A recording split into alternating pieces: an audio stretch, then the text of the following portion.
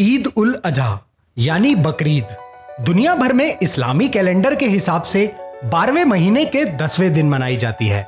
दोस्तों बता दूं, हर साल चांद की पोजीशन के हिसाब से इसकी तारीख बदलती रहती है। यही वजह है कि अलग अलग देशों में वहां के टाइम जोन के हिसाब से बकरीद को मनाया जाता है। यानी मीठी ईद के बाद बकरीद को मुस्लिम धर्म में दूसरा सबसे बड़ा त्योहार माना जाता है। जिस तरह मीठी ईद पर खीर बनाने का रिवाज है, वहीं बकरीद पर बकरे की कुर्बानी दी जाती है। लेकिन आपके मन में सवाल आ रहा होगा, आखिर इस दिन बकरे की कुर्बानी देकर ही इस त्योहार को क्यों मनाया जाता है?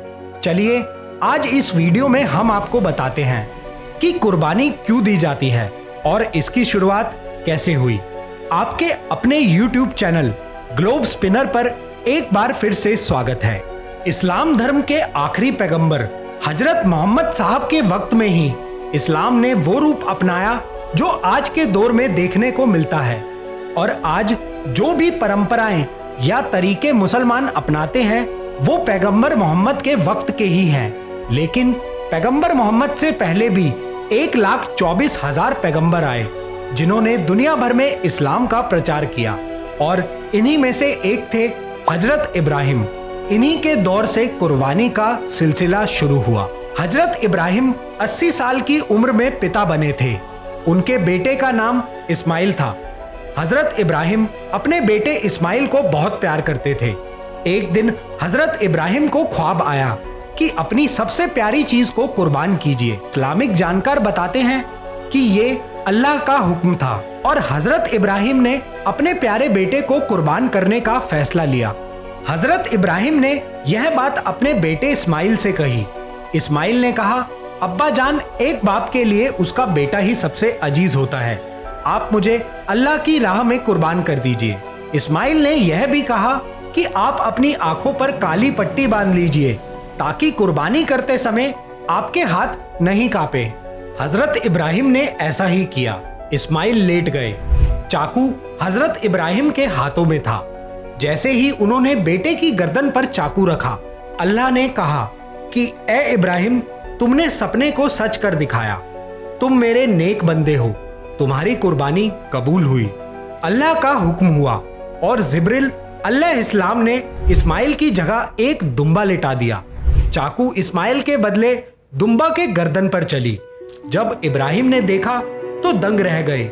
इसी वाक्य के बाद से इस्लाम धर्म में जानवर की कुर्बानी की परंपरा शुरू हो गई। लेकिन ये सिर्फ कुर्बानी की परंपरा थी। अभी नमाज का दौर शुरू नहीं हुआ था। वो कब से शुरू हुआ ये भी बताता हूँ, लेकिन इससे पहले कुर्बानी के गोश्त के बारे में एक जरूरी बात आपको बता देता हूँ। बकरीद के दिन कुर्बानी का जो गोश्त होता है उसके लिए भी नियम है। नियम ये है कि इस गोश्त को 3 हिस्सों में बांटा जाता है। एक खुद के लिए, दूसरा अपने सगे संबंधियों यानी रिश्तेदारों के लिए, और तीसरा गरीबों के लिए, ताकि जिनके घर कुर्बानी नहीं हुई है उनसे लेकर गरीबों तक की ईद हो जाए और सबको अच्छा खाना खाने को मिल सके। हजरत इब्राहिम के जमाने में जानवरों की कुर्बानी तो शुरू हुई, लेकिन बकरीद आज के दौर में जिस तरह मनाई जाती है वैसे उनके वक्त में नहीं मनाई जाती थी। आज जिस तरह मस्जिदों या ईदगाह पर जाकर ईद की नमाज पढ़ी जाती है, वैसे हजरत इब्राहिम के जमाने में नहीं पढ़ी जाती थी। ईदगाह जाकर नमाज अदा करने का यह तरीका पैगंबर मोहम्मद के दौर में ही शुरू हुआ। इस मसले पर इस्लामिक जानकार मौलाना हामिद नोमानी बताते हैं, आज जिस अंदाज में ईद मनाई जाती है वो पैगंबर मोहम्मद के वक्त में शुरू हुई थी। हजरत इब्राहिम के वक्त में कुर्बानी की शुरुआत हुई, लेकिन ईदगाह पर जाकर नमाज पढ़ने का सिलसिला पैगंबर मोहम्मद के दौर में ही आया। पैगंबर मोहम्मद के नबी बनने के करीब 1.5 दशक बाद ये तरीका अपनाया गया। उस वक्त पैगंबर मोहम्मद मदीना आ गए थे। नमाज के लिए ईदगाह क्यों जाते हैं? इस सवाल पर मौलाना नोमानी बताते हैं कि मस्जिद या ईदगाह दोनों ही जगह ईद की नमाज पढ़ी जा सकती है, लेकिन ईदगाह जाकर नमाज अदा करना अच्छा तरीका माना जाता है। ऐसा इसलिए है ताकि लोगों को पता चल सके कि उनका कल्चर क्या है, उनका निजाम क्या है, वो कौन है। ईदगाह पर नमाज पढ़ने के अलावा एक दूसरे से गले लगाकर बधाई देने का भी रिवाज है। ये तो हो गई ईद की नमाज और कुर्बानी की बात। अब बात करते हैं हजरत इब्राहिम अलैहिस्सलाम की। हजरत इब्राहिम का जन्म आज से करीब 4000 साल पहले इराक में हुआ था। जब उन्होंने इराक के बादशाह को एक खुदा मानने की सलाह दी तो उसी बादशाह ने उन्हें आग में जलाकर मारने की कोशिश की, लेकिन वह आग में नहीं जल पाए। इसके बाद बादशाह ने उन्हें अपने देश से निकाल दिया।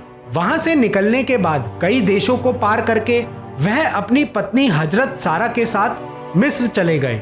मिस्र के बादशाह ने अपनी पत्नी हजरत हाजरा को उनकी पत्नी हजरत सारा की खिदमत में पेश किया। तब तक हजरत सारा मां नहीं बनी थी।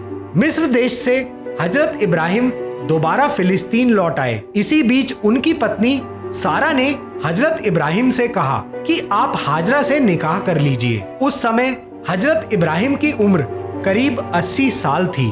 खैर, सारा के कहने पर उन्होंने निकाह कर लिया और दूसरी पत्नी से एक बेटा हुआ। नाम रखा हजरत इस्माइल। कुछ वक्त बाद सारा ने भी एक बच्चे को जन्म दिया। उनका नाम रखा गया हजरत इसहाक। कहा जाता है कि अल्लाह का हुक्म हुआ तो हजरत इब्राहिम अपनी दूसरी पत्नी और बेटे को मक्के शहर में छोड़कर चले गए। जिस जगह पर हजरत हाजरा और इस्माइल को छोड़कर गए वहां की जमीन बेजान थी। दूर दूर तक पानी नहीं था और ना ही हरियाली थी। रेगिस्तान में माँ और बेटे पानी और खाने के लिए भटकते रहे। हजरत हाजरा अपने बेटे इस्माइल की प्यास बुझाने के लिए उन्हें एक जगह छोड़कर दूर दूर भटकती रही, लेकिन कहीं भी उन्हें एक पानी की बूंद ना मिल सकी। इधर प्यास से तड़प रहे हजरत इस्माइल एड़ियां रगड़ रगड़ कर रो रहे थे। कहा जाता है कि जिस जगह वह एड़ियां रगड़ रहे थे वहां पानी का एक चश्मा फूट पड़ा। हजरत हाजरा ने देखा तो अल्लाह का शुक्रिया अदा किया। उसी पानी से बेटे की प्यास बुझाई। और क्या आपको पता है कि वो चश्मा आज भी पानी देता है और दुनिया उसे अब आब ए जमजम के नाम से जानती है, जिसे हज करने वाले हाजी दुनिया भर में लेकर जाते हैं। अब कहानी शुरू हुई मक्का शहर के आबाद होने की। एक दिन उसी रास्ते से कुछ व्यापारी गुजर रहे थे। उन्होंने पानी देखा तो वहां पड़ाव डाल लिया। हजरत हाजरा ने भी उन्हें रुकने की इजाजत दे दी।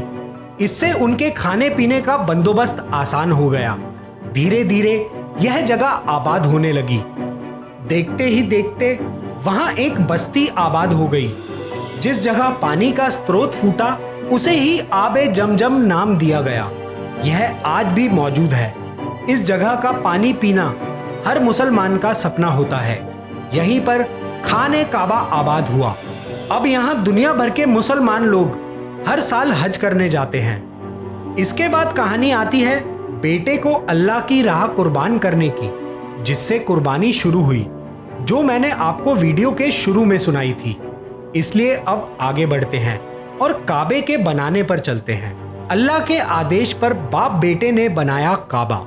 इसके बाद अल्लाह ने हजरत इब्राहिम को हुक्म दिया कि तुम इस जगह पर एक घर बनाओ। अल्लाह के हुक्म पर हजरत इब्राहिम और हजरत इस्माइल ने मिलकर यहाँ एक घर बनाया। आगे चलकर यही घर खाना एक काबा कहलाया। अल्लाह के हुक्म से इब्राहिम ने ऐलान किया कि यह अल्लाह का घर है, इसे देखने आओ। आज भी दुनिया भर से मुसलमान इस घर को देखने के लिए पहुंचते हैं। इसे ही हज कहा जाता है। तो दोस्तों, बकरी ईद से जुड़ा कोई फैक्ट जो हम इस वीडियो में कवर ना कर पाए हों, अगर आप उसके बारे में भी जानना चाहते हैं तो आप हमें कमेंट करके बता सकते हैं, ताकि हम बाकी बचे फैक्ट्स को लेकर एक नई वीडियो के साथ आपके सामने हाजिर हो सके। तो आपको ये ईद की कहानी कैसी लगी? अगर आपको ये वीडियो पसंद आई हो तो इसे लाइक और शेयर जरूर करें और चैनल को सब्सक्राइब करना ना भूलें।